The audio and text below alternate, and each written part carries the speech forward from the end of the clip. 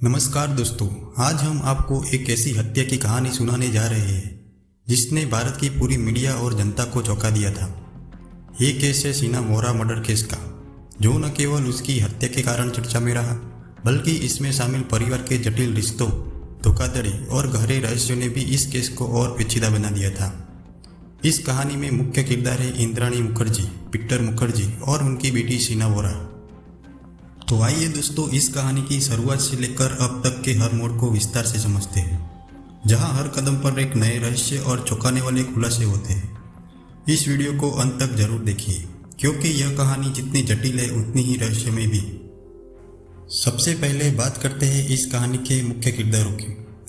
इंद्राणी मुखर्जी एक सफल business woman और मीडिया टाइकून थी। उन्होंने अपने जीवन में कई सफलताएं हासिल की और बाद में उन्होंने पीटर मुखर्जी के साथ शादी की, जो उस समय भारतीय मीडिया इंडस्ट्री के सबसे बड़े नामों में से एक थे। पीटर मुखर्जी का नाम प्रमुखता से जुड़ा था स्टार इंडिया के साथ, और वह उस समय एक प्रमुख बिजनेस एग्जीक्यूटिव थे। लेकिन इस कहानी का सबसे पेचीदा पहलू है इंद्राणी मुखर्जी की बेटी शीना वोरा।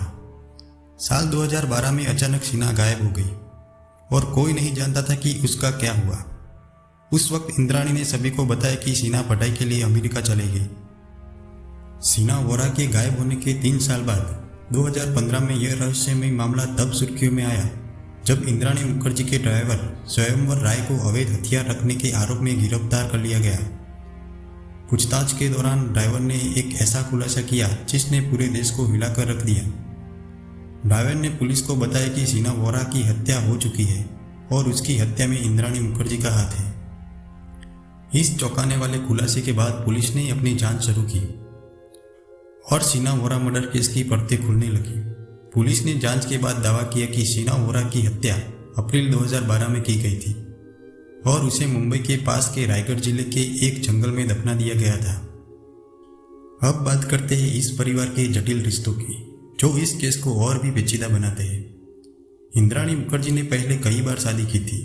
उनकी पहली शादी से 2 बच्चे थे, शीना वोरा और मिखाइल वोरा। हालांकि इंद्राणी ने बाद में इन दोनों बच्चों को अपनी बहन और भाई के रूप में पेश किया था। इस रहस्य का खुलासा बाद में हुआ जब मिखाइल ने खुलासा किया कि शीना असल में इंद्राणी की बेटी थी, न कि बहन, जैसा कि इंद्राणी दावा करती थी।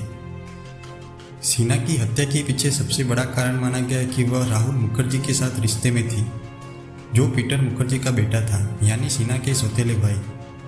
इंद्राणी इस रिश्ते के खिलाफ थी और यह रिश्ता उन्हें किसी भी तरह से मंजूर नहीं था। अब बात करते हैं अप्रैल 2012 की उस रात की जब यह हत्या हुई। पुलिस के अनुसार इंद्राणी मुखर्जी ने अपने ड्राइवर श्यामवर राय को अपने पूर्व पति संजय खन्ना के साथ मिलकर इस हत्या की योजना बनाई। माना जाता है कि इंद्राणी ने शीना को एक मुलाकात के बहाने बुलाया और कार में बैठने के बाद शीना का गला घोट दिया। फिर उस रात शीना के शव को रायगढ़ के जंगलों में ले जाया गया और वहीं दफना दिया गया। इस हत्याकांड के बाद इंद्राणी ने सबको बताया कि शीना विदेश में चली गई है और किसी ने इस बात पर शक भी नहीं किया। इंद्राणी और पीटर मुखर्जी ने इस कहानी को इतनी यकीन के साथ सबके सामने रखा कि किसी को शक नहीं हुआ कि शीना के साथ कुछ गलत हुआ है। यहाँ तक कि राहुल मुखर्जी, जो शीना के साथ रिश्ते में थे, उन्होंने भी शीना के अचानक गायब होने पर कई बार सवाल उठाए, लेकिन उन्हें हर बार झूठे बहाने देकर चुप करा दिया गया। 2015 में ड्राइवर श्यामवर राय की गिरफ्तारी के बाद जब उसने हत्या की पूरी जानकारी दी, तो पुलिस ने सबसे पहले इंद्राणी मुखर्जी को गिरफ्तार कर लिया। इसके बाद उनके पूर्व पति संजय खन्ना और ड्राइवर श्यामवर राय को भी गिरफ्तार कर लिया गया। बाद में पीटर मुखर्जी को भी इस मामले में संदेह के आधार पर गिरफ्तार कर लिया गया, क्योंकि माना गया कि उन्हें इस पूरे मामले की जानकारी थी, लेकिन उन्होंने इसे छिपाया।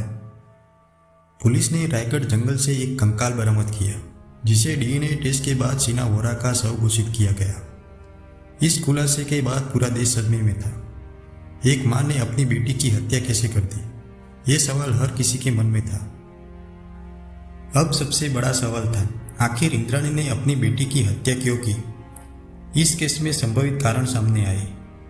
पहला कारण यह था कि इंद्राणी को शीना और राहुल के रिश्ते से सख्त आपत्ति थी। वह नहीं चाहती थी कि उनकी बेटी उनके सौतेले बेटे के साथ रिश्ता रखे, क्योंकि इसमें उनके परिवार की प्रतिष्ठा पर बुरा असर पड़ सकता था। दूसरा कारण था संपत्ति का विवाद। ऐसा माना जाता है कि इंद्राणी को डर था कि सीना और मिखाइल दोनों उनके व्यवसाय और संपत्ति में हकदार हो सकते हैं, इसलिए उन्होंने सीना को रास्ते से हटाने का फैसला किया। जैसे जैसे पुलिस की जांच आगे बढ़ी, इस केस में कई नए मोड़ आए। अदालत में सुनवाई के दौरान इंद्राणी मुखर्जी ने खुद को निर्दोष बताया और कहा कि उन पर लगाए गए आरोप झूठे हैं। वहीं पीटर मुखर्जी ने भी दावा किया कि उन्हें इस हत्या के बारे में कोई जानकारी नहीं थी और उन्हें गलत तरीके से फंसाया जा रहा है। हालांकि जांच एजेंसी ने इंद्राणी के खिलाफ ठोस सबूत पेश किए, जिसमें ड्राइवर श्यामराय राय का बयान, संजीव खन्ना का कबूलनामा और डीएनए टेस्ट शामिल था। इस सब के बावजूद यह केस कई सालों तक अदालतों में घसीटता रहा। इस केस की सुनवाई के दौरान कई बार इंद्राणी मुखर्जी और पीटर मुखर्जी के बीच तनाव भी देखने को मिला। जहां एक तरफ इंद्राणी ने पीटर पर आरोप लगाए, वहीं पीटर ने दावा किया कि इन्हें इस हत्या की कोई जानकारी नहीं थी। इसके बाद 2019 में इंद्राणी मुखर्जी ने एक चौंकाने वाला दावा किया। उन्होंने कहा कि इस हत्या में पीटर मुखर्जी भी शामिल थे और उन्होंने इस हत्या की योजना बनाने में उनकी मदद की थी। हालांकि पीटर ने इन आरोपों को सिरे से खारिज कर दिया और खुद को निर्दोष बताया।